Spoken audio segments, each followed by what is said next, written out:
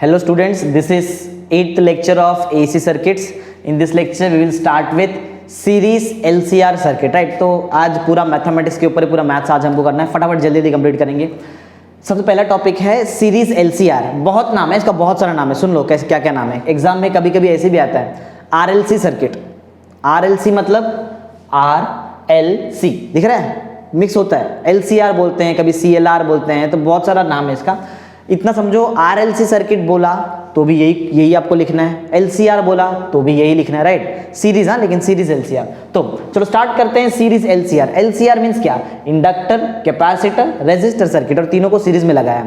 अब इसमें हम क्या क्या देखने वाले, चलो स्टार्ट करते हैं। इस सर्किट का हमको फेजर डायग्राम निकालना है, इंपीडेंस कैलकुलेट करेंगे, एडमिटेंस निकालेंगे, देखेंगे, बाकी सब कुछ निकालते हैं। सबसे पहले स्टार्ट करते हैं फेजर डायग्राम से।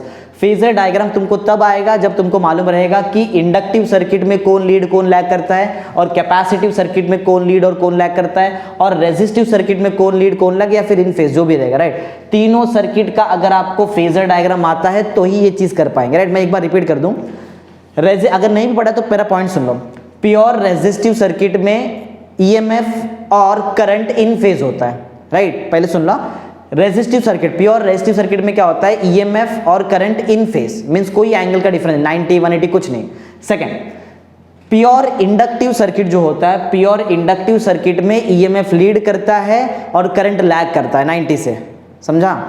प्योर कैपेसिटिव सर्किट में EMF लैग करता है, करंट लीड करता है 90 डिग्री से, ऐसा बोल सकते हैं। तो ये तीनों चीज का हमको पैरामीटर मालूम है, तो अब हम बहुत इजीली कर सकते हैं। देखो एक एक करते हैं, स्टार्ट करते हैं रेजिस्टिव से, राइट? प्योर रेजिस्टिव सर्किट से। तो एक बात जरा समझो, ये तीनों कंपोनेंट जो भी हमारे हैं ये सीरीज में अटैच्ड हैं। क्योंकि ये तीनों कंपोनेंट सीरीज में अटैच्ड है, इसीलिए इसमें से करंट जो होता है ना, करंट, वो करंट हमेशा कांस्टेंट रहता है। सीरीज में कभी भी करंट डिवाइड नहीं होता है, पैरेलल में करंट डिवाइड होता है, राइट? तो in series combination current remain same. तो जो करंट इंडक्टर को मिलेगा उतना ही करंट कैपेसिटर को मिलेगा, उतना ही करंट रेजिस्टर को मिलेगा, मींस करंट सब जगह पे सेम है, राइट? तो मैं करंट को एज अ रेफरेंस पकड़ के चलता हूं। देखो ध्यान दो, बहुत इंपॉर्टेंट चीज सिखा रहा हूं। फेजर डायग्राम इतना इजी नहीं है, तो ध्यान से समझो। देखो तो समझो, स्टार्ट करते हैं यहां से, यहाँ कुछ ये जो मैं ब्लैक कलर से पहले बना रहा हूं, एज्यूम करो कि ये जो बनाया मैंने, दिस रिप्रेजेंट्स करंट, राइट? ये करंट को रिप्रेजेंट करता है। अच्छा, अगर ये करंट को रिप्रेजेंट करता है, करंट को समझो, मैं अभी लिख नहीं रहा हूं लेकिन मैं बोल रहा हूं। देखो ध्यान दो, ये जो ब्लैक कलर का मैंने एरो बनाया है, ये देखो मैं पहले क्या कर रहा हूं। पहली बात तो मैं रेजिस्टर का फेजर डायग्राम बना रहा हूं, फिर मैं इंडक्टर बनाऊंगा, फिर कैपेसिटर बनाऊंगा, और तीनों जब पूरा कंप्लीट मींस वो LCR का फेजर डायग्राम बन जाएगा, सिंपल। तो चलो पहले रेजिस्टर का बना लेते हैं। हमको रेजिस्टर में क्लियर मालूम है कि करंट और EMF इन फेज होता है। इन फेज मींस जहां जिस डायरेक्शन में करंट उसी डायरेक्शन में EMF भी आएगा। लेकिन मैंने कल मींस इसके पहले लेक्चर में बताया आपको कि EMF और करंट दोनों में से बड़ा वेक्टर किसका होता है? EMF का वेक्टर हमेशा बड़ा होता है। तो समझो ये करंट का वेक्टर है, करंट का रोटेटिंग वेक्टर है। अब मैं यहाँ पर EMF का वेक्टर बनाता हूँ। दोनों वेक्टर यहीं से स्टार्ट हुआ, याद रखना, ये दोनों वेक्टर यहाँ से स्टार्ट हुआ है। अगर दोनों वेक्टर उस पॉइंट से स्टार्ट हुआ है तो जो EMF वाला वेक्टर होगा वो थोड़ा सा आगे तक, वो थोड़ा बड़ा होता है, राइट? ऐसा थोड़ा सा बड़ा होगा, समझो। ये बात समझ आ रहा है? तो यहां से स्टार्ट हुआ, यहां तक जाने वाला जो वेक्टर है, ये जो रोटेटिंग वेक्टर है, ये EMF का रोटेटिंग वेक्टर, राइट? और ये जो ब्लैक कलर का आपको दिखाई दे रहा है, ये करंट का rotating vector. Means phasor diagram मैंने बना दिया है किसका? ये प्योर रेजिस्टिव सर्किट का फेजर डायग्राम ऐसा होता है, जिसमें करंट और EMF in phase. In phase means कोई बीच में कोई एंगल है ही नहीं, देख लो कोई एंगल नहीं दिखाया। मैं लिख नहीं रहा हूं, लेकिन पहले बात समझ लो। रेड कलर का वेक्टर है EMF का वेक्टर है, ब्लैक कलर का वेक्टर जो है वो करंट वाला वेक्टर है, रोटेटिंग वेक्टर दोनों है, राइट? तो ये रेजिस्टिव सर्किट का फेजर डायग्राम कंप्लीट। अब आगे बढ़ते हैं और इंडक्टर के बारे में देखते हैं। अगर कोई सर्किट में इंडक्टर कनेक्टेड है तो इंडक्टर वाले केस में क्या होता है? EMF लीड करता है और करंट लैग करता है, राइट? EMF लीड करेगा और करंट क्या करेगा? लैग करेगा। चलो तो EMF बना लूं मैं यहाँ पे।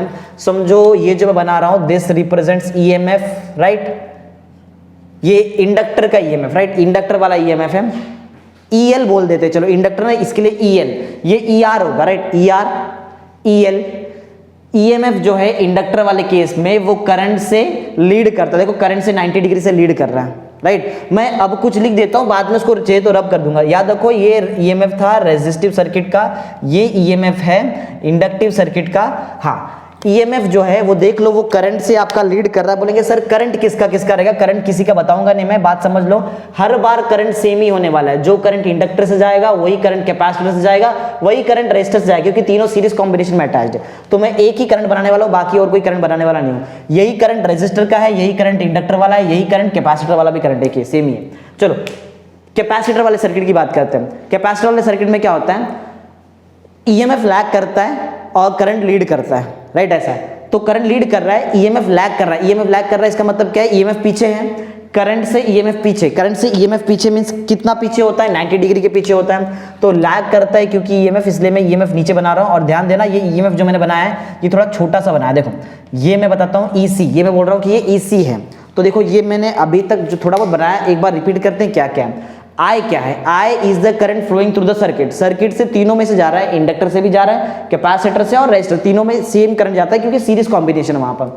ER क्या है, ER है EMF of resistor, EMF resistor का ईएमएफ, राइट। EL इंडक्टर का ईएमएफ और EC कैपेसिटर का ईएमएफ, राइट। आई होप समझ में आ गया मैंने बनाया कैसे, क्योंकि इंडक्टर के केस में ईएमएफ लीड करता है करंट से 90 डिग्री, इसलिए ऊपर बनाया। कैपेसिटर वाले केस में ईएमएफ लैग करता है 90 डिग्री से करंट से, तो मैंने पीछे बना दिया, सिंपल ऐसा।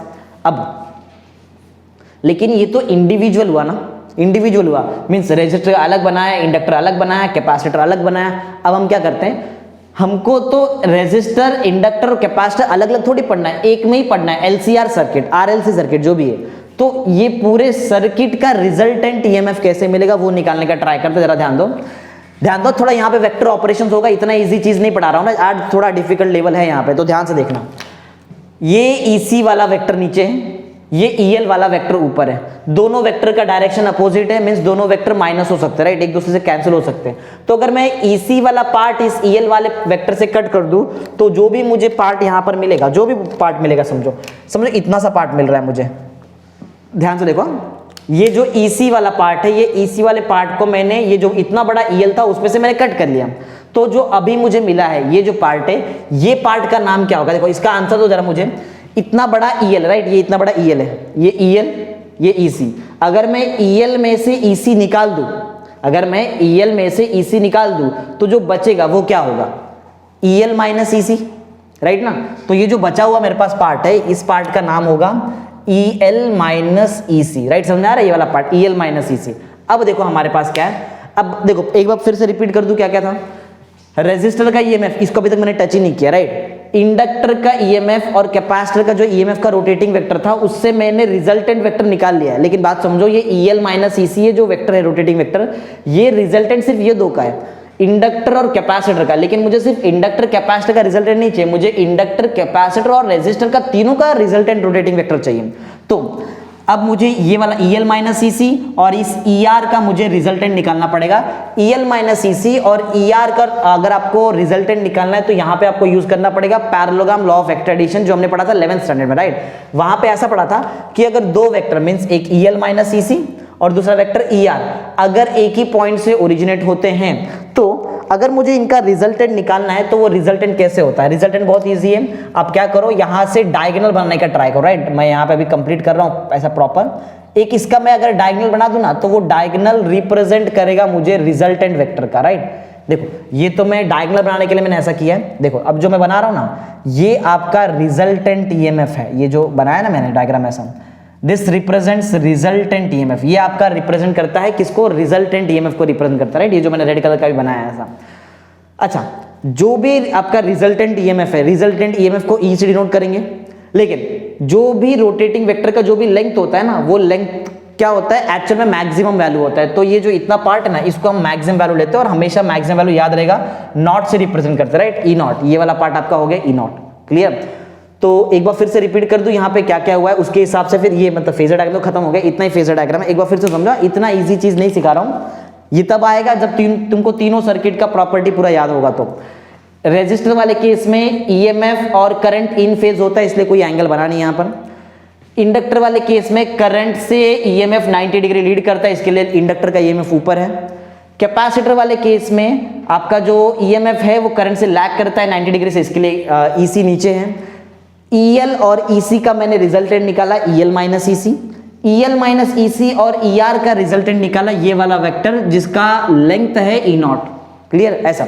चलो और देखते हैं कि कुछ एंगल भी तो बनेगा यहाँ पे। एंगल मेड बाय दिस, ये दिख रहा है फाइनल वेक्टर, या फिर बोल सकते हो resultant with the vector with the current बोल सकते हो, या फिर विद द हॉरिजॉन्टल, इसको हम लोग फाई अज्यूम करते हैं, राइट। फाई एक एंगल ले लिया हम लोग ने, फेज बोलते हैं इसको, एक्चुअली इसको बोलते हैं फेज एंगल। ओके, तो आई थिंक फेजर डायग्राम तो खत्म होता है, यहीं पे फेजर डायग्राम खत्म। अब आते हैं, निकालते हैं इंपीडेंस कैसे निकाला जाए। देखो इंपीडेंस क्या होता है वो देखो, इंपीडेंस एक्चुअल में है क्या, एसी सर्किट में जो रेजिस्टेंस होता है ना उसको बोलते हैं हम इंपीडेंस। एसी सर्किट, ये हम एसी सर्किट पढ़ रहे हैं ना, अल्टरनेटिंग करंट, देखो अल्टरनेटिंग सोर्स लगाया मैंने, अल्टरनेटिंग ईएमएफ का सोर्स लगाया।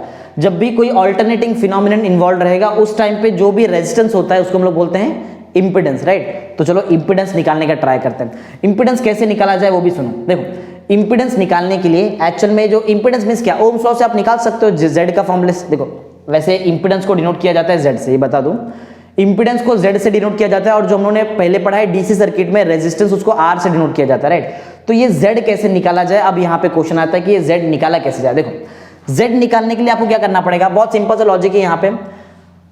इंपीडेंस का आपको फॉर्मूला यूज करना पड़ेगा। इंपीडेंस एक्चुअल में किसके बराबर होता है, रेजिस्टेंस के बराबर होता है। तो EMF by divided by current वगैरह उससे भी निकाल सकते हैं हम। और एक बेसिक सा फॉर्मूला भी होता है यहाँ पे, आई थिंक आपको याद होगा कि ये L क्या रहता है, L इंडक्टर क्या ऑफर करता है, इंडक्टर ऑफर करता है इंडक्टिव रिएक्टेंस, पढ़ा रहेगा। कैपेसिटर ऑफर करता है कैपेसिटिव रिएक्टेंस, जो हमने ऑलरेडी इसके पहले लेक्चर में देखा है, XC, राइट, XL देखा था, XC देखा था। रेजिस्टर का तो रेजिस्टेंस होता है कैपिटल R, वैसे, राइट। तो इंपीडेंस निकाल लेंगे, चलो कोई प्रॉब्लम नहीं। थोड़ा चलो पहले थियरी बता दो इसके बारे में, तो मैथमेटिक्स तो कर देंगे, कोई प्रॉब्लम नहीं है।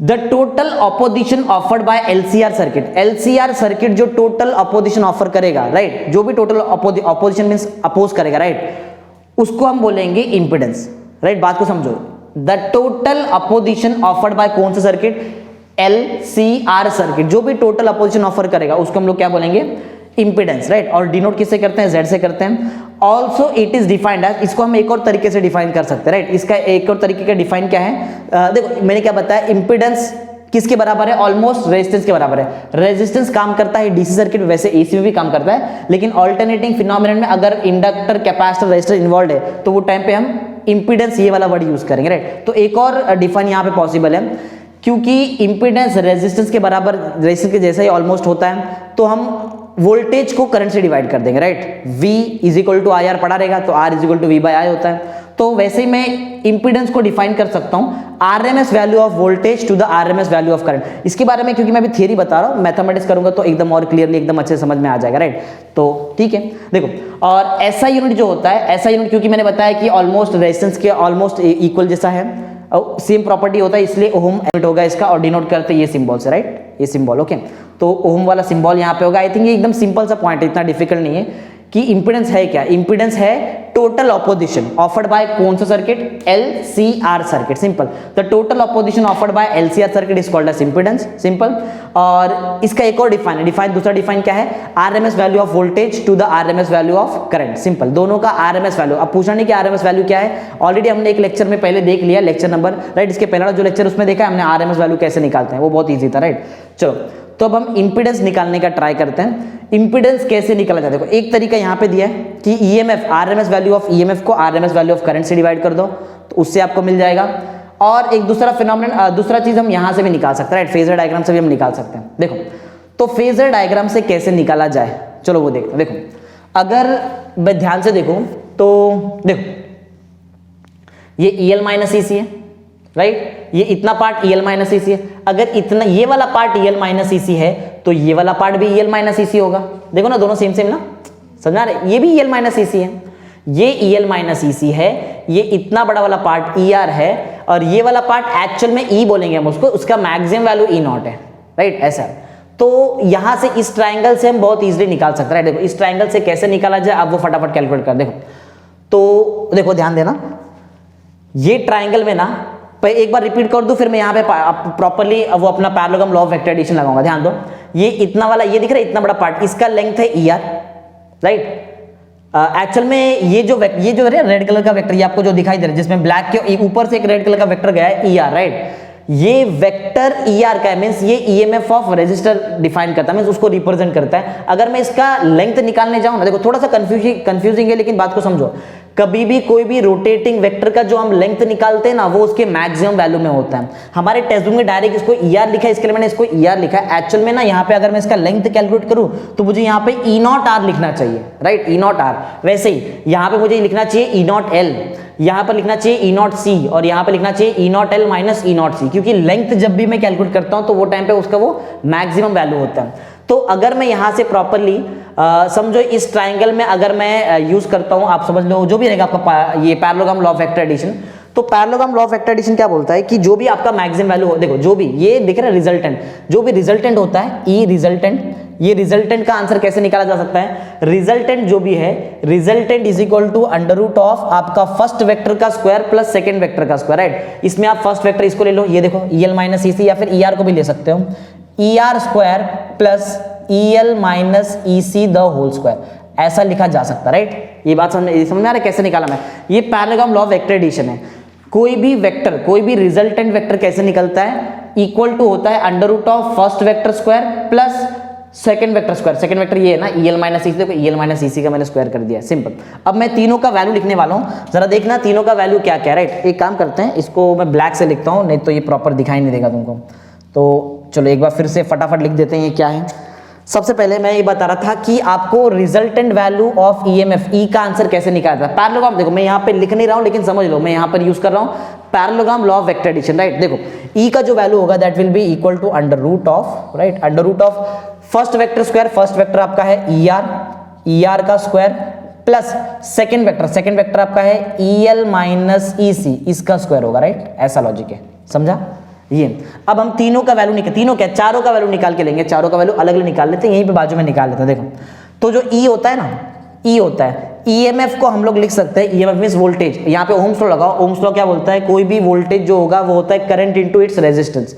तो करंट क्या रहता है, करंट चलो हम लोग ले लेते हैं यहाँ पे I ले लेते हैं, I करंट ले लेते हैं, राइट, I ले ले, या फिर आपको चाहिए रहेगा तो आप यहाँ पे मैक्सिमम करंट भी ले सकते हो, कोई प्रॉब्लम नहीं है, I। और यहाँ का आपको रेजिस्टेंस लेना पड़ेगा, लेकिन ये क्योंकि रिजल्टेंट EMF होगा यहाँ पे, रिजल्टेंट EMF के लिए, और हम लोग LCR सर्किट पढ़ रहे हैं। LCR सर्किट में हम जो भी रेजिस्टेंस, जो भी ऑपोजिशन ऑफर होता है उसको हम लोग बोलते हैं इंपीडेंस, इसलिए मैं यहाँ पे Z लूंगा क्योंकि इंपीडेंस को Z से डिनोट करते हैं, राइट। एक और अगर मैं ER लिखूं, राइट, ER अगर मैं लिखूं, ER का निकालूं आंसर, ओम्स लॉ यहाँ भी लगाओ, करंट इनटू रेजिस्टेंस। देखो ये रेजिस्टर की बात हो रही है इसलिए मैं यहाँ पे रेजिस्टेंस लिख सकता हूँ।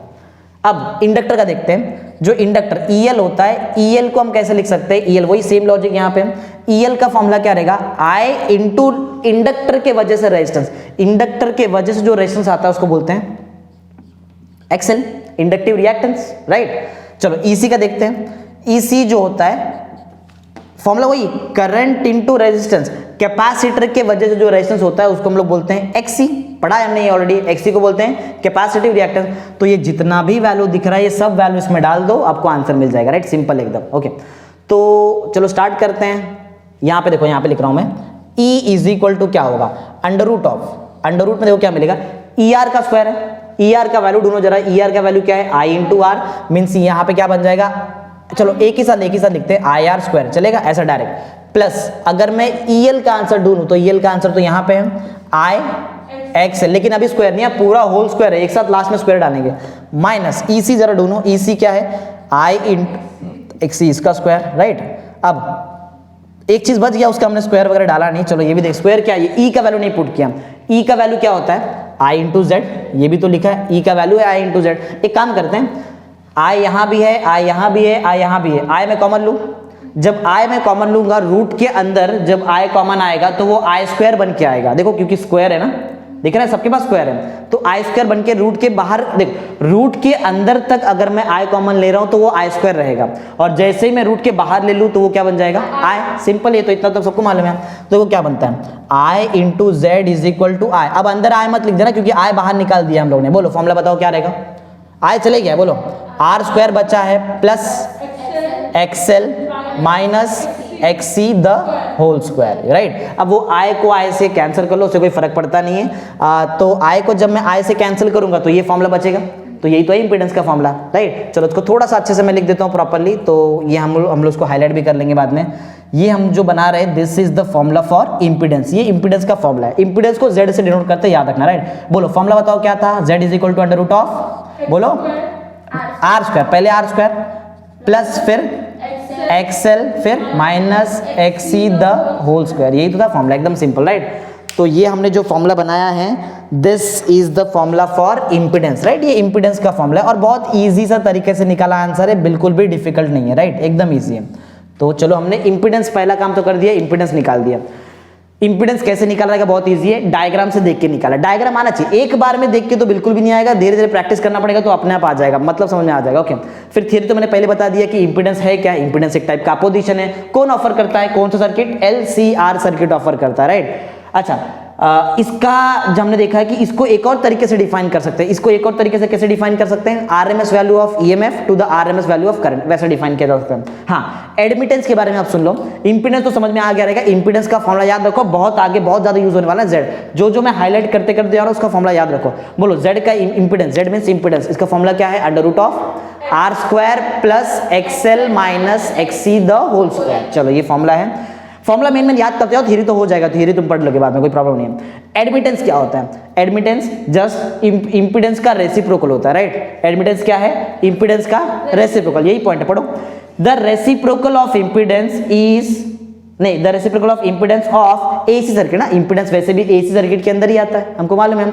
The reciprocal of impedance of AC circuit is called as admittance, right. हाँ, अगर मैं इंपीडेंस का उल्टा कर रहा हूं तो उसका ऐसा यूनिट भी उल्टा हो जाएगा, पहले ओम था अब बन जाएगा ओम रेज टू -1, और ओम रेज टू -1 को हम साइमेंस बोलते हैं, राइट। दिख रहा है यहाँ पे लिखा हुआ है साइमेंस, ये पढ़ा भी हमने ऑलरेडी। तो आई थिंक आपको एडमिटेंस भी समझ में आ गया, बहुत इजी तो है। देखो एडमिटेंस है क्या, इंपीडेंस का reciprocal, the reciprocal of impedance in AC circuit is called as admittance, simple, right. चलो अब लास्ट में हम निकालते हैं फेज एंगल। देखो फेज एंगल में आपको फाई निकालना है। देखो पहले ही समझो कि कौन सा वैल्यू तुम्हारे पास अवेलेबल है। ये फाई के अपोजिट वाला वैल्यू तुम्हारे पास है क्या, opposite means EL minus EC है। ये फाई के एडजेसेंट वाला वैल्यू अवेलेबल है क्या, है, इसको बोलते हैं ER। अपोजिट और एडजेसेंट कौन से ट्रिग्नोमेट्री फंक्शन में आता है, टैन में आता है, राइट ना, टैन अपोजिट अपॉन एडजेसेंट होता है। तो चलो टैन थीटा लगाते हैं। तो फेज एंगल ध्यान दो मैं निकाल रहा हूं, टैन ऑफ थीटा नहीं होगा, फाई होगा, राइट, हमारा एंगल फाई है ना। तो बताओ टैन फाई का आंसर क्या होगा, अपोजिट। देखो चेक करो, फाई के अपोजिट क्या है, फाई के अपोजिट क्या है बताओ, बोलो, EL minus EC opposite. Adjacent बताओ, फाई के एडजेसेंट में क्या है, ER है, राइट ना, ER है, ओके। इसको थोड़ा हम और सॉल्व कर सकते हैं। EL EC ER का आंसर सब पहले लिख के रख दिया है मैंने। बोलो EL का वैल्यू बताओ जरा, I, देखो EL का वैल्यू है ना हमारे पास, कहाँ गए, EL का वैल्यू है I into XL minus EC का वैल्यू क्या है, I इंटू XC, और हमारे पास ऑलरेडी ER का वैल्यू भी है, क्या है, I इंटू R। अगर मैं न्यूमरेटर से I कॉमन लूँ तो क्या वो डिनोमिनेटर के I से कैंसिल हो जाएगा, हो जाएगा। तो ये चलो फिर बताओ, अगर माइंड में कैलकुलेशन करो, इतना नहीं करते बैठते, I कॉमन लिया, डिनोमिनेटर से कट कर दिया, बताओ क्या बचा हमारे पास, XL minus XC upon R ना, R ना, आया तो गया। अच्छा, लेकिन ये XL minus XC upon R किसका वैल्यू है, ये XL minus XC upon R किसका वैल्यू है, टैन फाई। हमको टैन फाई थोड़ी निकालना है, हमको तो फेज एंगल फाई निकालना है। तो टैन इधर भेज दूं, टैन इनवर्स हो जाएगा। तो बताओ मेन फॉर्मूला, लास्ट फॉर्मूला बोलो, phi is equal to tan inverse of XL minus XC upon R, right है ना, खत्म हो गया, सिंपल एकदम फेज एंगल निकाल दिया हमने, बहुत इजी तरीके से निकाल दिया। तो ये जो हमने निकाला है, this is the required value of phase angle, या फिर आप बोल सकते हो फेज, फाई से जिसको डिनोट करते हैं, राइट। आगे बढ़ते हैं, इंस्टेंटेनियस वैल्यू ऑफ EMF और करंट निकालते हैं, राइट। देखो तो यहाँ पे अगर ध्यान से देखा जाए ना, EMF और करंट, देखो फाई इनके बीच में फाई का एंगल है, राइट ना, EMF रिजल्टेंट EMF, और रिजल्टेंट करंट की तो बात ही नहीं होती है, क्योंकि करंट तो सेम ही होने वाला सब में, तो उसमें रिजल्टेंट नहीं आएगा, सिर्फ रिजल्टेंट EMF होता है, राइट। चलो, तो जो रिजल्टेंट EMF है और जो करंट है, इनके बीच में फाई का एंगल है, इसीलिए रिजल्टेंट EMF और करंट का फॉर्मूला देख लो, याद कर लेना, बाद में बहुत यूज होता है। तो रिजल्टेंट करंट का फॉर्मूला होता है I is equal to I0 sine omega t plus minus phi, याद रखना, क्योंकि बीच में फाई का एंगल है इसीलिए, राइट, फाई का एंगल है ना, फेज का एंगल हमारे पास है, देखो यहाँ पे। एक और, ये तो करंट का सेम ऐसा ही वैल्यू EMF का होता है, E is equal to E0 sine omega t plus minus 5। आपके टेक्स्ट बुक में देखा जाए ना तो यहाँ पे सिर्फ प्लस दिया, लेकिन एक्चुअली माइनस भी लिखो, वो बहुत इंपॉर्टेंट है, आगे समझेगा तुमको इसका चीज़। तो आई थिंक ये तो बहुत ईजी है, समझ में आ गया, राइट। आगे बढ़ते हैं, कुछ स्पेशल केसेस करते हैं। चलो स्पेशल केसेस मीन्स कुछ आपको फॉर्मूला, कुछ बेसिक ट्रिग्नोमेट्री आना चाहिए तो बहुत ईजी हो जाएगा। देखो सबसे पहला स्पेशल केस हम ये करते हैं, व्हेन, देखो व्हेन मैं क्या कर रहा हूँ यहाँ पे, मैं ना यहाँ पर एक्सेल और एक्सी का वैल्यू को सेम कर देता हूँ। When XL is equal to XC, ये टाइम पे क्या होगा चलो देखते हैं, राइट। जब एक्सेल का वैल्यू एक्सी के वैल्यू से बराबर हो जाएगा तो जरा फॉर्मूला लगाओ, ये 5 वाला फॉर्मूला लगाओ। अगर एक्सेल और एक्सी सेम सेम है, सेम माइनस सेम कितना आ जाएगा, 0। 0 के नीचे कुछ भी 0, tan इनवर्स ऑफ 0 0 मीन्स 5 कितना हो जाता है, 0। अगर 5 0 हो जाता है मतलब वो बन गया रेजिस्टिव सर्किट। कैसे, मैंने पहले तो बताया था, अगर 5 0 है इसका मतलब ईएमएफ जो डायरेक्शन में उसी डायरेक्शन में करंट है, राइट ना। तो यही तो हुआ, देखो when XL is equal to XC, जब एक्सेल का वैल्यू एक्सी के बराबर हो जाता है then the phase angle difference is कितना, बताओ कितना हो जाता है, 0। अगर फेज एंगल 0 हो जाता है इसका मतलब कैसा सर्किट है, वो प्योर रेजिस्टिव सर्किट है, right. Voltage and current are in phase, in phase समझ में आता है। वोल्टेज मींस ये दिख रहा है ER और करंट एक ही फेज में, एक ही डायरेक्शन में, राइट, ऐसा है। And the circuit is non inductive, और सर्किट को हम लोग क्या बोलेंगे, नॉन इंडक्टिव मींस क्या, कोई इंडक्टर कैपेसिटर यहाँ पे कोई काम नहीं कर रहा है, सिर्फ क्या काम कर रहा है, रेजिस्टर, राइट, ऐसा है। जब एक्सेल और एक्सी बराबर हो गया तो आपको क्या मिलेगा यहाँ पे, ये जो भी सर्किट है ये आपका सर्किट क्या बन जाएगा, प्योर रेजिस्टिव सर्किट। बात को समझा। एक्सेल और एक्सी का वैल्यू अगर सेम सेम यहाँ पे पुट कर दो, आपका 5 का आंसर 0 आता है। याद रखो जब भी 5 का आंसर 0 है मतलब वो प्योर रेजिस्टिव सर्किट है, वहां पे वो कोई इंडक्टिव सर्किट नहीं, non inductive circuit, right, simple means non inductive means resistive circuit, ऐसा है। चलो एक्सेल और एक्सी देख लिया, अब उल्टा करते हैं। अब हम लोग एक्सेल को बड़ा कर लेते हैं और एक्सी को छोटा कर लेते हैं। When XL is greater than XC, right, ऐसा कुछ देखते हैं। जब एक्सेल एक्सी से बड़ा रहेगा तो क्या होता है, चलो देखते हैं। ये वैल्यू यहां पुट करो, अगर एक्सेल का वैल्यू एक्सी से बड़ा है तो बड़ा नंबर माइनस छोटा नंबर आएगा, तो आपका 5 का आंसर पॉजिटिव आएगा कि नेगेटिव आएगा, पॉजिटिव आएगा। तो इसका मतलब ये है कि 5 जो है वो 5 क्या हो गया, पॉजिटिव हो जाता है ना, 5 बन जाता है पॉजिटिव। अगर 5 पॉजिटिव है, 5 पॉजिटिव है, इसका मतलब है कौन लीड करता है कौन लैग करता है, जरा बताओ। 5 पॉजिटिव मींस ऊपर जा रहा है, राइट, ऐसा 5 पॉजिटिव है, 5 पॉजिटिव है, इसका मतलब क्या है, आपका जो ईएमएफ है वो किससे लीड कर रहा है, करंट से। ईएमएफ करंट से लीड कर रहा है तो ये कौन सा सर्किट है, ईएमएफ जो है वो करंट से लीड कर रहा है तो ये कौन सा सर्किट है, इंडक्टिव सर्किट। ये क्या बना हुआ है यहाँ पे, राइट। तो पॉइंट सुनो, when XL is greater than XC हमको 5 पॉजिटिव मिलेगा। वोल्टेज लीड्स मींस वही जो भी है ना, ईएमएफ जो भी है, voltage leads the current by 90 degree से लीड करेगा, right. And the circuit is inductance dominating circuit. Inductance dominating circuit में क्या, इसमें इंडक्टेंस का मेन ज्यादा रोल है। जैसे पहले रेजिस्टर का बहुत ज्यादा रोल था, अब किसका रोल था यहाँ पे, इंडक्टर। चलो एक और देखते हैं, इसको उल्टा कर लो। अब इसको उल्टा कर लेते हैं। अगर मैं एक्सी को बड़ा कर दूं एक्सेल से तो अब इस केस में उल्टा होगा। पहले केस में हमको 5 का आंसर कितना आया था, पॉजिटिव। अब हमको बताओ, तो ऑब्वियस है अगर एक्सी बड़ा है और एक्सेल छोटा तो 5 नेगेटिव हो जाएगा। अब हमारा 5 का जो आंसर है वो क्या हो जाएगा बताओ, वो नेगेटिव। और एक बार 5 का आंसर नेगेटिव मींस ये यहाँ पे आएगा ना, अरे नेगेटिव एंगल मतलब क्लॉकवाइज डायरेक्शन में मूव होते हैं, तो negative angle means clockwise direction में मूव होंगे, मतलब आपका जो ईएमएफ है वो तो नीचे आ जाएगा। ईएमएफ नीचे, करंट यहाँ पे, बोलो ईएमएफ लैग कर रहा है ना, करंट लीड कर रहा है। ये कौन सा केस है, ये तो कैपेसिटेंस डोमिनेटिंग सर्किट हो गया, राइट, सी वाला सर्किट ना। देखो पढ़ो पॉइंट क्या है, करंट लीड्स द वोल्टेज, बहुत इजी। देखो करंट जो है वो वोल्टेज से लीड कर रहा है क्योंकि आपका 5 यहां पर आ गया ना। Current leads the voltage bye 90 degree, और ये कौन सा डोमिनेटिंग सर्किट है अभी, कैपेसिटेंस डोमिनेटिंग सर्किट, राइट। तो बात समझ में आया क्या है, एक ही सर्किट के अंदर 3 अलग अलग कंडीशन में 3 अलग अलग चीजें काम करती है। अगर एक्सेल एक्सी सेम है इसका मतलब वो रेजिस्टेंस डोमिनेटिंग सर्किट है। अगर एक्सेल एक्सी से बड़ा है तो वो इंडक्टेंस डोमिनेटिंग सर्किट है। अगर एक्सी एक्सेल से बड़ा है तो वो कैपेसिटेंस डोमिनेटिंग सर्किट है। सिंपल थिंग, एकदम सिंपल है। चलो अब देखते हैं इंपेडेंस ट्रायंगल क्या है। ये कहां से आया, ये यहां से आया, देख लो यहाँ पे। देखो तो ये इतना पार्ट ER था, याद है, ये इतना पार्ट ER है। ER मींस क्या, ये रेजिस्टेंस वाला पार्ट है ना ऑलमोस्ट। तो देखो मैंने एक जगह पे रेजिस्टेंस लिखा है, यहाँ पे XL माइनस XC, क्योंकि EL अभी आया कहां से अगर तुमको बताना चाहूँ तो देखो कैसे आया, सुन लो। देखो तो अगर मैंने ये समझो ER है, अगर मैं ER का आंसर लिखूं तो बताओ, ER का आंसर लिखा भी तो है, बताओ जरा ER का आंसर क्या है, I into R, राइट ना, ER का आंसर। अगर मैं EL का आंसर तुमको पूछूं, बताओ EL का आंसर क्या है, EL का आंसर है I into XL minus EC का आंसर है हमारे पास I into XC, राइट। देखो और ये जो मेन E था ना, E याद है ये वाला पार्ट क्या है, ये वाला पार्ट E है। ये ई वाले पार्ट का अगर मैं आंसर लिखूं तो ई वाले पार्ट का आंसर क्या आएगा, आई इंटू जेड। देखो यहाँ पे लिखा है, अब देखो ध्यान दो, फिर से पढ़ो। ये था आई आर, ये पार्ट है I XL minus I XC, और ये वाला पार्ट है आई इंटू जेड। ये तीनों जो मैंने ब्लू कलर में लिखा है उसमें से करंट को कैंसिल कर दो, जो भी बचेगा वही यहाँ पे मैंने लिखा है। देख लो, ध्यान से देख लो, आई हटाओ आर बचा, देखो आर लिखा है, राइट।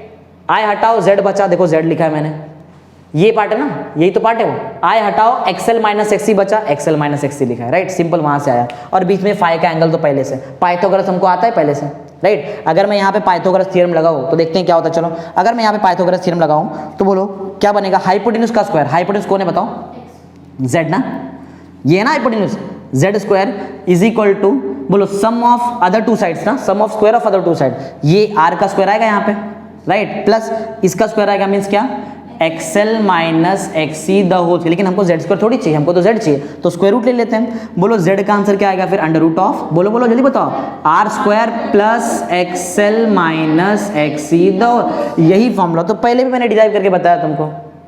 देखो ये फॉर्मूला फेजर डायग्राम से लिया, ये फॉर्मूला मैंने इंपीडेंस ट्रायंगल से निकाला। एग्जाम में 3 मार्क्स के लिए अलग से इंपीडेंस ट्रायंगल भी आता है, तो 2 काम करना रहता है, पहले उसमें इंपीडेंस निकाल के दिखाओ और बाद में उसमें फेज एंगल फाई निकाल के दिखाओ। फेज एंगल फाई निकालने का तरीका तो यही रहने वाला है। मैं इधर डायरेक्ट शॉर्टकट मारूंगा, बताओ tan फाई, जल्दी बताओ फटाफट, tan फाई का वैल्यू कितना होता है, बोलो tan फाई। देखो अपोजिट अपॉन एडजेसेंट, बोलो एक्सएल माइनस एक्सी ना, एक्सएल माइनस एक्सी अपॉन क्या आ जाएगा, XL minus XC upon R. ये तो tan फाई का वैल्यू है, बताओ फाई का वैल्यू जल्दी, phi is equal to tan inverse of क्या, XL minus XC upon R. यही तो पहले भी निकाला था हमने, एक ही है, ये इंपीडेंस ट्रायंगल से है और ये फेजर डायग्राम से, सिंपल, राइट। तो यहाँ पे हमारा कंप्लीट होता है। अगर ये क्वेश्चन एग्जाम में आया तो बहुत ज्यादा मार्क के लिए आएगा, लेकिन सीरीज आरएलसी से, सीरीज आरएलसी आता ही है, ये आता है, और सीरीज रेजोनेंस नहीं तो पैरेलल रेजोनेंस, एक क्वेश्चन कंफर्म आता ही है बोर्ड एग्जाम में, कंफर्म। ये चैप्टर का वेटेज बहुत ज्यादा है, समझो ऐसा है, राइट। तो चलो हमने एक क्वेश्चन अभी तक कंप्लीट कर लिया, क्वेश्चन नंबर 11, जिसमें हमने पढ़ा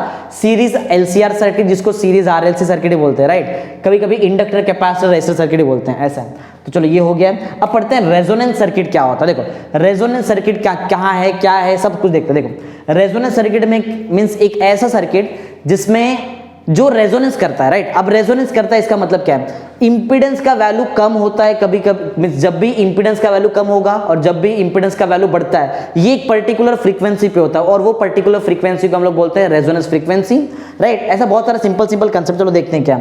इन एसी सर्किट विथ रेजिस्टर और capacitor when frequency of AC is gradual. देखो एक्चुअली देखा जाए तो रेजिस्टर कैपेसिटर तो ठीक है, यहाँ पे ना बेसिकली इंडक्टर आना चाहिए, इंडक्टर बहुत ज्यादा इंपॉर्टेंट रहता है, बिना इंडक्टर के फ्रीक्वेंसी ये नहीं होता है। In AC circuit with inductor, right, inductor और capacitor when frequency of AC is gradually change. देखो मैं क्या बता रहा हूँ, पहले सुन लो फिर एक चाहिए तो बाद में थ्योरी पढ़ते, पहले पॉइंट सुन। देखो रेजोनेंस सर्किट मींस क्या, एक ऐसा सर्किट जो रेजोनेंस करता है। अब रेजोनेंस क्या है वो सुनो पहले। देखो जब भी हम लोग फ्रीक्वेंसी कम ज्यादा करते हैं तो कोई एक ऐसा फ्रीक्वेंसी हमको मिलता है जहां पे इंपीडेंस या तो कम हो जाता है तो वहां पे रेजोनेंस होगा, या तो बढ़ जाता है तो वहां पे रेजोनेंस होगा, राइट। मींस जब भी इंपीडेंस कम होता है या फिर ज्यादा होता है, मिनिमम मैक्सिमम होता है तो रेजोनेंस होता है, और जो सर्किट में रेजोनेंस होता है उसको हम लोग बोलते हैं रेजोनेंस सर्किट। सिंपल, पढ़ते हैं और क्लियर मानना पड़ेगा। इन एसी सर्किट विथ इंडक्टर और कैपेसिटर क्या होता है, when frequency is gradually change, जब मैं फ्रीक्वेंसी को थोड़ा सा ग्रेजुअली चेंज करता हूं तो क्या होता है, एक ऐसा फ्रीक्वेंसी मिलता है जहां पे इंपीडेंस या तो कम होगा या तो ज्यादा होगा, और वहां पे रेजोनेंस होता है, राइट। एट सर्टेन फ्रीक्वेंसी, कोई एक ऐसा फ्रीक्वेंसी आपको मिलेगा, द इंपीडेंस बिकम्स मैक्सिमम और मिनिमम। मैंने पहले बताया था एक ऐसा फ्रीक्वेंसी जहां पे आपका इंपीडेंस मिनिमम हो सकता है या फिर मैक्सिमम होगा, right. The impedance becomes minimum और maximum, this condition is called as resonance, right. ये कंडीशन को हम लोग रेजोनेंस बोलते हैं, और ऐसा सर्किट जो ये सर्किट जो रेजोनेंस करता है उसको हम लोग बोलते हैं रेजोनेंस सर्किट। सिंपल, तो पॉइंट आई थिंक आपको याद रहेगा। इन एसी सर्किट, राइट, क्या क्या होना चाहिए, जैसे कि इंडक्टर और कैपेसिटर, जब हम फ्रीक्वेंसी चेंज करेंगे तो आपका इंपीडेंस या तो मिनिमम या तो मैक्सिमम होगा, इस टाइम पर रेजोनेंस होता है, और ऐसा सर्किट जिसमें रेजोनेंस होता है उसको हम रेजोनेंस सर्किट बोलते हैं। एकदम सिंपल, राइट। चलो ये तो बहुत थ्योरी कंसेप्ट है। एक और पॉइंट सुन लो, रेजोनेंस सर्किट होने के लिए आपका जो सर्किट है उसको प्योरली रेजिस्टिव जैसे बिहेव करना चाहिए। देखो प्योरली रेजिस्टिव बिहेव कब करेगा, जब एक्सएल इक्वल टू, ये याद रखना, अगर ये आपको याद नहीं है तो ये दोनों चीज नहीं कर पाएंगे हम, याद रखना। ये सीरीज रेजोनेंस सर्किट है, ये पैरेलल रेजोनेंस सर्किट है। दोनों सर्किट सिर्फ तब रेजोनेंस कर सकते हैं जब ये दोनों प्योर रेजिस्टिव सर्किट जैसा बिहेव करेंगे तो, राइट। और प्योर रेजिस्टिव सर्किट जैसा बिहेव करने के लिए एक्सएल और एक्सी का वैल्यू सेम होना चाहिए। मैं घुमा फिरा के एक्सएल और एक्सी का वैल्यू सेम ही बताऊंगा लास्ट में, तो वो पॉइंट पे याद रखना कि क्यों मैं एक्सएल और एक्सी सेम बता रहा हूं। रीजन है कि कोई भी सर्किट रेजोनेंस सर्किट सिर्फ तब होता है जब वो क्या बनता है, प्योरली रेजिस्टिव सर्किट, नहीं तो वो रेजोनेंस नहीं कर सकता, राइट। तो ये बेसिक सा सिंपल सा थियरी था रेजोनेंस सर्किट के बेसिस पे, राइट। अब चलो मेन हमारा क्वेश्चन स्टार्ट करते हैं, फटाफट कंप्लीट करते हैं, जो बहुत ईजी है। Series resonance, right. क्या पढ़ रहे हैं हम, सीरीज क्यों पढ़ रहे हैं, क्योंकि LCR सीरीज में अटैच्ड है, इसलिए सीरीज रेजोनेंस। तो सबसे पहले मैं यहां पे आपको लिख के बताता हूं इंस्टेंटेनियस वैल्यू ऑफ EMF, जो वैल्यू बहुत इजी है। देखो EMF का इंस्टेंटेनियस वैल्यू E जो होता है, EMF कैसे निकालते हैं हम, E को निकालेंगे I इंटू Z, और Z का वैल्यू हमको LCR के लिए पहले से मालूम है, LCR के लिए Z का वैल्यू यहां है, और वैल्यू है अंडर रूट ऑफ, बोलो जरा वैल्यू बताओ क्या है, R² plus XL minus XC the whole square. Simple एकदम, राइट। ये तो हो गया हमारा EMF। चलो अगर मुझे करंट निकालना है, इंस्टेंटेनियस करंट मींस I चाहिए, तो I को रखो, इतने पार्ट को नीचे भेज दो, सिंपल ना। ध्यान देना, मुझे I चाहिए तो ये पार्ट को मैं E के नीचे भेजूंगा। बताओ what is the value of I, बोलो क्या होगा, E अपॉन, बोलो क्या होगा, E upon under root of, ये पूरा आ जाएगा ना, बोलो क्या बताओ, पूरा under root of R² plus XL minus XC the whole square. Simple, I भी निकाल दिया, इजी करेंगे, फटाफट जल्दी कंप्लीट। इंपीडेंस तो LCR के लिए पहले से याद है हमको, देखने की भी जरूरत नहीं। बोलो Z इज इक्वल टू, बताओ फटाफट, Z is equal to under root of, बोलो बोलो R² plus XL minus XC the whole square. Clear, ये बहुत इजी है। अब एक्चुअल गेम यहाँ पे चालू होता है, इतना सही पार्ट है, इतना सही करना है बस, ये तो थियरी है, कोई भी कंप्लीट कर लेगा। पॉइंट सुनो, मैंने पहले बता दिया सीरीज रेजोनेंस, रेजोनेंस होने के लिए सर्किट को कैसा बिहेव करना चाहिए, रेजिस्टिव, और रेजिस्टिव तब बिहेव कर सकता है जब XL और XC का वैल्यू सेम सेम होगा। तो चलो वो छोड़ो, यहाँ पे आते हैं। जब भी हम फ्रीक्वेंसी धीरे धीरे इंक्रीज कर रहे हैं, देखो याद करो XL का फॉर्मूला क्या था और XC का फॉर्मूला क्या था, बोलो XL का फॉर्मूला 2πfL, कल ही तो पढ़ाया था ये, राइट। XC का फॉर्मूला 1/2πfC, याद है ना, हाँ। तो जब मैं फ्रीक्वेंसी बढ़ाऊंगा, क्या बढ़ा रहा हूं बताओ, फ्रीक्वेंसी, अगर मैं फ्रीक्वेंसी बढ़ा रहा हूं तो दोनों में से किसका वैल्यू बढ़ेगा, किसका वैल्यू कम होगा, बताओ। फ्रीक्वेंसी बढ़ाया तो XL बढ़ जाएगा, यहां फ्रीक्वेंसी बढ़ाया तो XC कम हो जाएगा, इनवर्सली है ना ये, XC कम होगा और क्या बढ़ेगा, XL बढ़ेगा, राइट ना। एक बढ़ रहा है और एक कम हो रहा है, ये कब हो रहा है, जब मैं फ्रीक्वेंसी बढ़ा रहा हूं। तो ऐसा जैसे मैं फ्रीक्वेंसी बढ़ाते बढ़ाते गया, एक पॉइंट हमको ऐसा मिलेगा, देखो एक पॉइंट हमको ऐसा मिलेगा कि XL और XC बराबर हो जाएगा। XL बढ़ रहा था और XC कम हो रहा था ना, तो जैसे जब मैं फ्रीक्वेंसी बढ़ा रहा हूं तभी ऐसा काम हो रहा है। As the frequency is gradually increased, XL means inductive reactance increases and capacitive reactance decreases. आपको एक ऐसा पॉइंट मिलेगा जब भी आप फ्रीक्वेंसी ग्रेजुअली इंक्रीज कर रहे हो जहां पे XL और XC सेम सेम हो जाएगा। ये पॉइंट पे अगर XL XC सेम हो गया तो ये बन गया ना रेजिस्टिव सर्किट, और रेजिस्टिव सर्किट जैसे बन गया तो वो रेजोनेंस सर्किट बन गया, तो वो सीरीज रेजोनेंस कराएगा। अब यहाँ पे देखो पॉइंट क्या हो रहा है, as we increase the frequency, जैसे हम लोग क्या इंक्रीज कर रहे थे बताओ, फ्रीक्वेंसी, क्या बढ़ रहा था, इंडक्टिव रिएक्टेंस, और क्या कम हो रहा था, capacitive reactance. XL increases but XC decreases, लेकिन एक पॉइंट आएगा जहां पे XL और XC क्या हो जाएगा, same same, some angular frequency omega, right. At some angular frequency, कुछ एक आपको फ्रीक्वेंसी मिलेगा एंगुलर फ्रीक्वेंसी, आप बोलेंगे सर ओमेगा आर कहां से आया, ये दिख रहा है 2πf, ये किसकी जगह पे आया था, ओमेगा की जगह पे आया था। ओमेगा आर क्यों लिखा है, क्योंकि रेजोनेंट फ्रीक्वेंसी हम निकाल रहे हैं, राइट। FR रेजोनेंस पढ़ रहे हैं ना, FR रेजोनेंट फ्रीक्वेंसी, इसलिए तो 2πfr ऐसा। तो एक ऐसा आपको एंगुलर फ्रीक्वेंसी मिलेगा ओमेगा आर जहां पे XL और XC क्या हो जाएगा, सेम सेम। और जैसे ही एक XL और XC का वैल्यू सेम सेम होता है तो आपको यहां से आप लोग क्या निकाल सकते हो, हमारा काम क्या है, हमको ये पॉइंट में निकालना है FR का वैल्यू, किसका वैल्यू निकालेंगे, FR। और बहुत इंपॉर्टेंट चीज है ये FR को हम लोग बोलते हैं रेजोनेंट फ्रीक्वेंसी, क्या बोलते हैं, रेजोनेंट फ्रीक्वेंसी। देखो कैसे निकालता हूं, जरा बताओ XL का वैल्यू क्या है, 2πfL, दिख रहा है बाजू में क्या लिखा हुआ है, 2πfL। बताओ XC का वैल्यू क्या है, 1/2πfC, राइट। अच्छा ये L सफिक्स नहीं, ये L ऐसा है, और मैं F नहीं लिखने वाला हूं, मैं F के जगह लिखूंगा FR, चलेगा, क्योंकि रेजोनेंट फ्रीक्वेंसी निकाल रहे हैं ना, FR निकाल रहे हैं। अच्छा याद करो मुझे क्या चाहिए, मुझे सिर्फ FR में इंटरेस्ट है, कहां पे, FR। तो ये FR को यहां लेके आ जाऊं मैं, जैसे ही मैं FR को LHS में लेके आता हूं, ऑलरेडी वहां पर एक FR है, FR into FR, FR square, चलेगा, इज इक्वल टू 1 तो पहले से। बताओ नीचे क्या कहे, एक 2π और एक 2π गया, 4 पाई स्क्वायर, मैथ्स आता है ना थोड़ा बहुत, हाँ, और क्या बचा, एल इंटू सी, लेकिन एफ आर स्क्वायर नहीं चाहिए हमको, हमको क्या चाहिए, एफ आर, तो मैं स्क्वायर रूट ले लूँ और डायरेक्ट लिखूंगा, ध्यान देना। तो अब मैं यहाँ पर एफ आर का वैल्यू लिख रहा हूँ जो होगा 1/2 pi under root of L C. बोलो नहीं समझा, समझा, एकदम ईजी है। स्क्वायर रूट लिया, 4 का स्क्वायर रूट 2 होता है, पाई स्क्वायर का पाई होता है और एल और सी का स्क्वायर रूट होता है ना, इसके लिए मैंने स्क्वायर रूट डाल दिया वहाँ पे। तो ये जो मैंने फॉर्मूला बनाया है, this is the formula for, बोलो किसका फॉर्मूला ये है, रेजोनेंट फ्रीक्वेंसी का formula, F R, resonant frequency का फॉर्मूला, राइट, एफ आर। अच्छा, एफ आर को क्या बोलते हैं, F R is called as resonating frequency, या फिर आप रेजोनेंट फ्रीक्वेंसी बोलेंगे तो भी चलेगा। अच्छा, ग्राफ देखते हैं जरा, ग्राफ बहुत इंपॉर्टेंट है, ग्राफ से आपको आगे का पॉइंट समझ में आ जाएगा। देखो पॉइंट ग्राफ है क्या, सुनो, ग्राफ मैंने प्लॉट किया है, फ्रीक्वेंसी वर्सेस करंट का ग्राफ है। किसका ग्राफ है, फ्रीक्वेंसी वर्सेस करंट का ग्राफ है। अच्छा, फ्रीक्वेंसी वर्सेस करंट का जब भी मैं ग्राफ प्लॉट करता हूं फॉर सीरीज रेजिस्टेंस, तो क्या होता है, तो वो टाइम पे आपको ऐसा कुछ ग्राफ मिलेगा, दिख रहा है, थोड़ा बेल टाइप याद रखो, कैसा ग्राफ रहेगा, बेल, दिख रहा है, बेल जैसा दिख रहा है ना ये, राइट, ऐसा, तो बेल टाइप आपको ग्राफ मिलेगा जिसमें एफ आर दिख रहा है, रेजोनेटिंग फ्रीक्वेंसी पे क्या होता है, आपका जो करंट है वो एकदम मैक्सिमम बन जाएगा। याद रखो, हम सीरीज रेजोनेंस में रेजोनेटिंग फ्रीक्वेंसी पे क्या ज्यादा रहता है, करंट, क्या ज्यादा रहेगा, करंट, मैक्सिमम करंट। देखो, और यहां पे देखो पैरेलल रेजोनेंस में रेजोनेटिंग फ्रीक्वेंसी पे करंट मिनिमम, उल्टा है। देखो, अगर ये समझ में आ गया ना, बहुत इजी हो जाएगा, इसलिए इसमें ध्यान दो।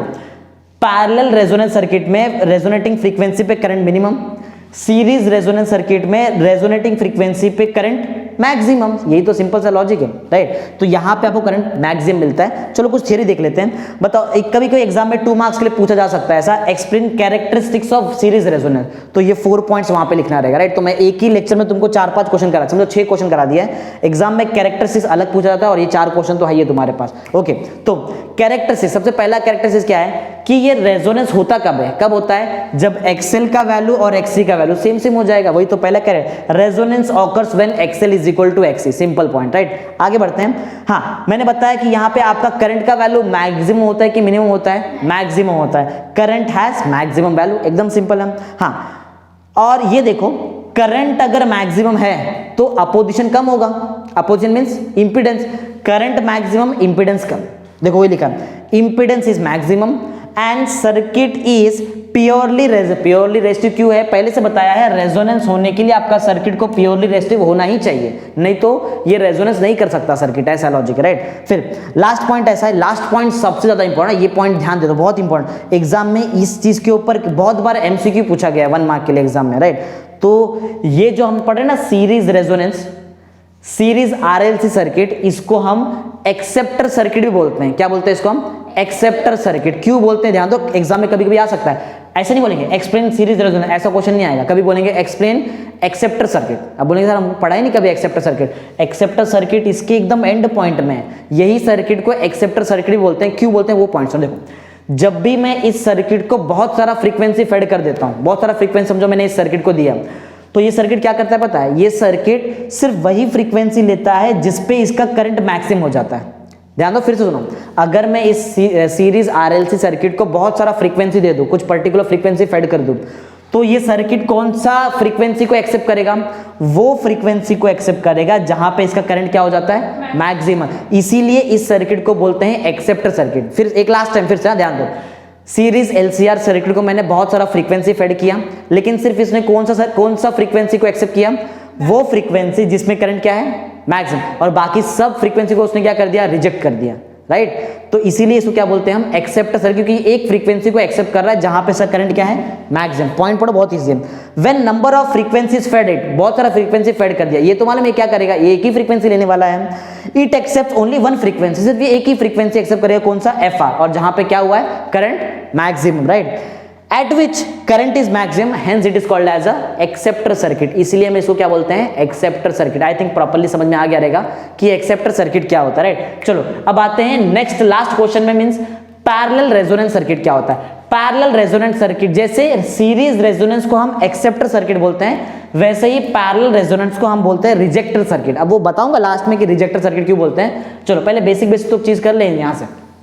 अच्छा, बहुत इजी है, मैथमेटिक्स से मैथ्स में ध्यान दो, अगर थियरी नहीं भी लिख पाए एग्जाम में, मैथमेटिक्स लिख दिया तो भी फुल मार्क्स मिलता है, राइट। थोड़ा बहुत तो थियरी खुद से लिख ही सकते हैं। चलो फटाफट स्टार्ट करते हैं। देखो जरा सर्किट में किसको पैरेलली किससे कनेक्ट किया मैंने यहाँ पे इंडक्टर को किससे पैरेलली कनेक्ट कर दिया है, कैपेसिटर से। अच्छा याद करो इंडक्टर में कौन लीड करता है कौन लैग करता है, ईएमएफ लीड करता है और करंट लैग करता है, राइट। ईएमएफ लीड करता है करंट लैग करता है, ओके तो जैसे ही ईएमएफ लीड करता है और करंट लैग करेगा तो यहां पे क्या होगा, हमको तो सिर्फ करंट के बारे में देखना, राइट। देखो ईएमएफ लीड है करंट लैग है कोई फर्क नहीं पड़ता है, हमारा काम तो है करंट से रिलेटेड, राइट। हमारा काम किससे रिलेटेड है, सिर्फ करंट से रिलेटेड है, तो करंट पे ध्यान देंगे हम, ओके।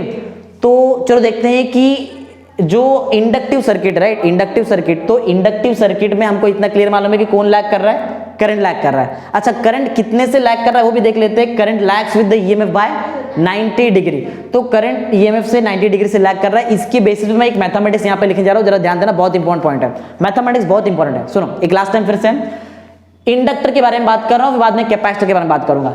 इंडक्टर में हमको क्लियर मालूम है करंट लैग, देखो डायग्राम यही तो है, करंट लैग करता है ईएमएफ लीड करता है, राइट। लेकिन हमारा ईएमएफ से काम नहीं, हमारा काम करंट से। देखो मैंने क्या लिखा है, for inductor current lags the EMF by 90 degree, तो 90 डिग्री, तो अगर मैं यहाँ पे करंट का इक्वेशन लिखूं तो होगा I इज इक्वल टू, देखो यहां पे आना चाहिए मैक्सिमम वैल्यू ऑफ करंट, लेकिन मैक्सिमम वैल्यू ऑफ करंट को मैं थोड़ा अलग तरीके से लिखता हूं, देखो कैसे लिख रहा हूं।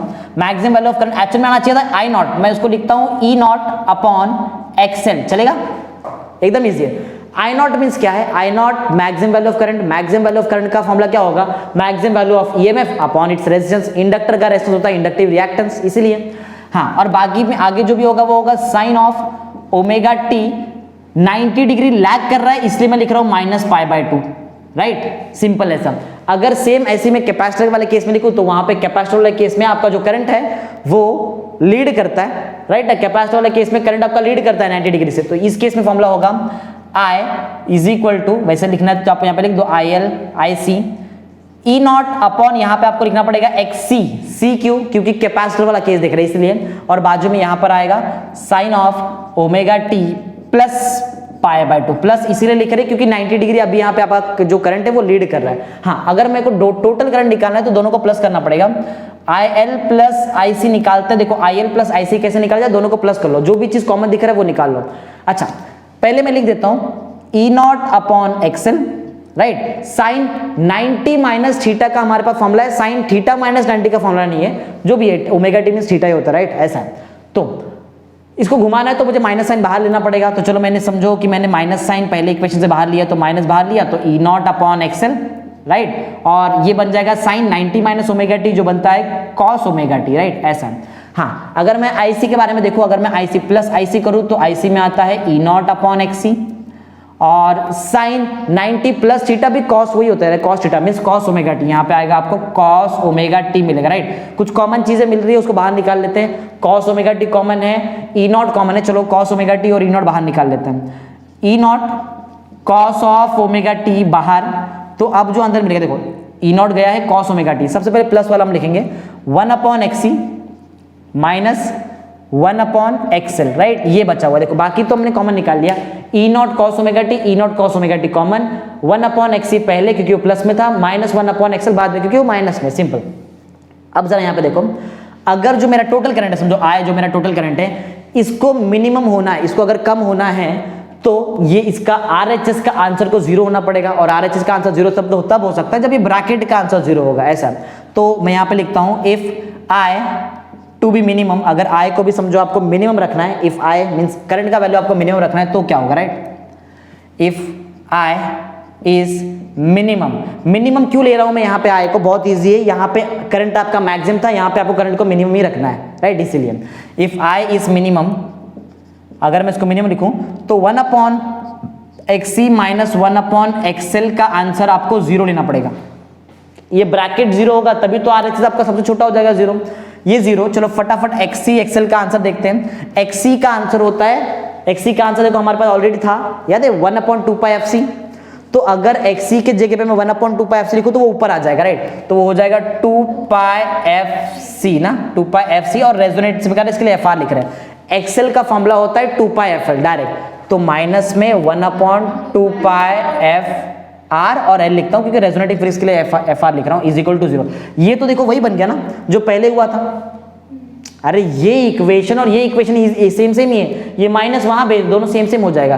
तो इससे जो फॉर्मूला आया तो यहां से भी वही फॉर्मूला आएगा ना फिर, तो फिर मैं डायरेक्ट फॉर्मूला लिख देता हूं। बोलो एफआर का जो फॉर्मूला होगा रेजोनेटिंग फ्रीक्वेंसी का फॉर्मूला यहाँ पे ऑलरेडी है 1/2π√LC, तो डायरेक्ट यहां से मैं लिख देता हूं 1/2π√L इंटू सी। ये भी रेजोनेटिंग, अब बोले सर दोनों सेम से, हाँ दोनों सेम ही आएगा क्योंकि रेजोनेटिंग फ्रीक्वेंसी है, राइट। रेजोनेटिंग फ्रीक्वेंसी का फॉर्मूला सेम ही होता है, हाँ, लेकिन अलग अलग कंडीशन पे। ये रेजोनेटिंग फ्रीक्वेंसी पे आपका करंट मिनिमम है और ये रेजोनेटिंग फ्रीक्वेंसी पे करंट मैक्सिमम। देखो ग्राफ देख लो, current versus frequency graph. Resonating frequency पे आपको करंट मिनिमम मिल रहा है, ये मिनिमम करंट से आया हुआ फ्रीक्वेंसी का फॉर्मूला है। ऐसा कैरेक्टरिस्टिक देखो तो बहुत इजी है, जो सेम कैरेक्टरिस्टिक पहले याद है एक्सएल इक्वल टू एक्सी पे ही होता है हमेशा, यहाँ भी एक्सएल इक्वल टू एक्सी पे ही हुआ है। देखो एक्सएल जब भी एक्सी से बराबर हो जाएगा तो होता है जो आपका सर्किट रेजिस्टिव, और रेजिस्टिव सर्किट रहेगा तो रेजोनेंस तो होता ही है। देखो फर्स्ट प्रॉपर्टी तो एकदम एग्जैक्ट सेम सेम है।